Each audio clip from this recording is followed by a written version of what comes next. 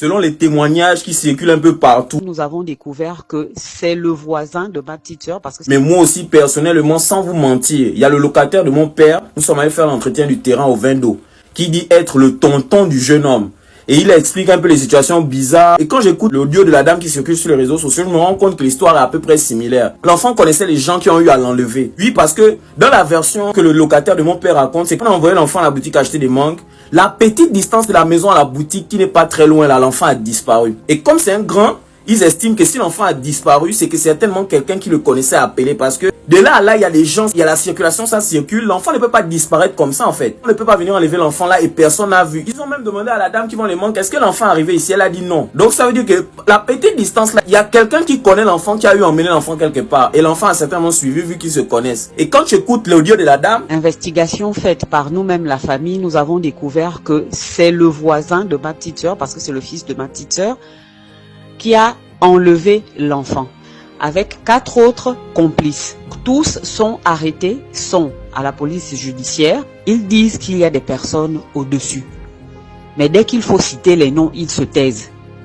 Qu'ils ont été envoyés, il fallait qu'on apporte un enfant. Elle dit que l'enfant a été enlevé par le voisin en collaboration avec quelques-uns de ses amis. Donc au total 5 personnes. Ça là, ça suit, c'est cohérent en fait, c'est juste. Et moi, je me dis que c'est ça la vraie histoire. Et derrière l'histoire, apparemment, il y a un grand. Eux, apparemment, ils essaient de faire tourner la famille, les agents de la PJ et tout. Mais derrière aussi, ils avouent quand même qu'il y a un grand quelqu'un, mais ils n'arrivent pas à citer le nom. À un moment donné, c'est toujours comme ça dans notre pays. Chaque mois, il y a un enfant qui disparaît. Et au finish, on apprend toujours qu'il y a un grand quelqu'un qui est derrière. Mais on n'attrape jamais ces gens-là.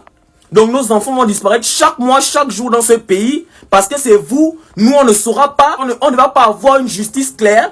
On va perdre nos enfants. Tous les jours, on a des problèmes dans ce pays. On va encore perdre nos enfants. On doit assumer parce que c'est vous. Devenez quoi que nous, on doit toujours subir. On doit toujours subir et on doit se taire. On ne doit rien faire. Tant que c'est pas arrivé dans nos familles, tant que c'est pas un être proche de ta famille qui a disparu, que tu cherches pendant des jours et des jours, vous ne pouvez pas connaître la douleur que ça fait. Je n'ai jamais vécu ça, mais j'ai pas besoin de vivre ça pour connaître ce que ça fait. De chercher un être proche de sa famille pendant des jours et apprendre qu'on a retrouvé ton frère ou ta soeur dans un caniveau mort quelque part ou à côté dans un quartier. Ça fait bizarre.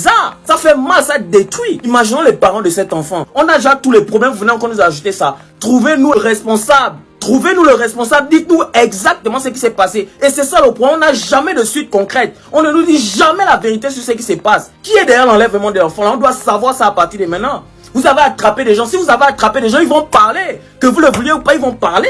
Et à un moment donné, quand les gens vont commencer à faire justice populaire, vous allez vous plaindre. Mais à un moment donné, on fait comment en fait? On remet les gens qu'on attrape entre les mains de la justice, mais la justice ne nous aide pas. Vous voulez qu'on fasse quoi? On va maintenant régler nos problèmes nous-mêmes. À un moment donné, en fait, on va où? Et la seule chose que moi je peux dire aux gens, gardez vos enfants à la maison. Faites attention, surveillez vos enfants. Et vous aussi, arrêtez les sorties inutiles. Parce que les parents essaient de faire de leur mieux. Moi-même, j'ai mes petits frères à la maison qui sont têtus. J'essaie de surveiller les enfants, ils ne comprennent pas. Faisons très attention, c'est la fin d'année, on ne veut pas avoir les maux de tête. L'histoire là touche tout le monde encore. On va faire comment en fait? À un moment donné, on a mal à la tête. J'ai déjà mal à la tête en fait.